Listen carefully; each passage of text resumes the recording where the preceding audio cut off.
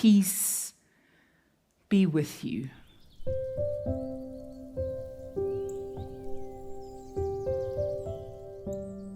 And so this morning, our reading taken from Luke chapter 24, verse 36, is actually literally and figuratively in the middle of a story. It's in Luke's gospel, the middle, kind of.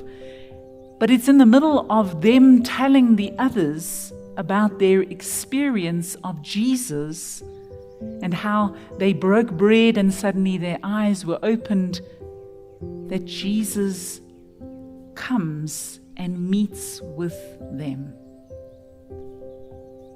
So verse 36 says, while they were still talking about this, about what happened on the road to Emmaus, Jesus himself stood among them and said to them, peace be with you. Of course, their reaction is that they were startled and frightened because they thought they were seeing a ghost. I want to pause there for a second because we've become quite familiar with this phrase, peace be with you. It's a phrase that we easily see and understand, and these are the words spoken often by Jesus, especially in the resurrection appearances. But for the disciples, this is their first encounter of Jesus since he was resurrected. And I wondered what else could Jesus have said? What was the expectation when encountering the risen Lord? One of my colleagues, Jackie Barker, said to me, one of her kids, when she was doing a children's address, said, what do you think Jesus' first words would have been once he was raised from the dead? And the little child put up its hand and said, ta-da!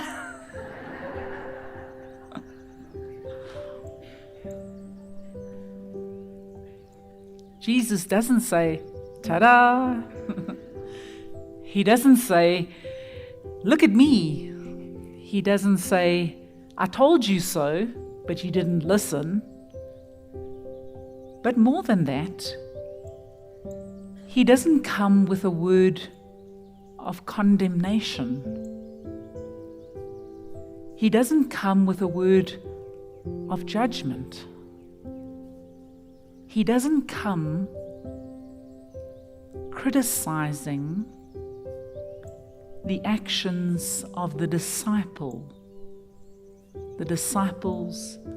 around the events of the arrest, the trial, and his crucifixion. Because remember, all of them, in one way or another, deserted Jesus. Whether it was in the garden when Jesus was arrested, whether it was Peter who was in the outer courtyard as one of the trials was going on, or whether it was at the cross when he was being crucified and taking his last and final breath, or whether it was the woman who went to the tomb, who had been faithful through all of these, the arrest, the trial, and the crucifixion. In one way or another, the woman had been faithful to the very end. Yet in the story told by Mark, even they fail in the resurrection appearance. So these words of Jesus that say, peace be with you, are so important as the first encounter with the risen Lord. For their hearts perhaps were troubled. Can you imagine Peter encountering the risen Lord after he had so blatantly denied him 3 times, just as Jesus had predicted? Peace be with you. Can you hear the tone of Jesus as he speaks those words? It is not angry. It is not frustrated.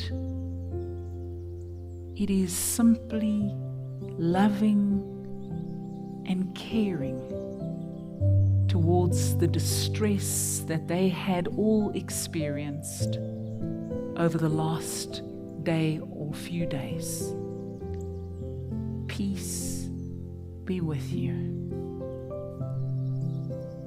Jesus speaks the same words to us.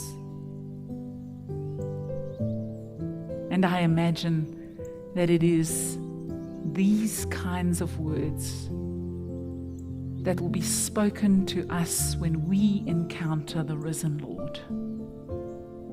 Not condemnation, not pointing out our sins, the things and places and people that we have wronged along the way,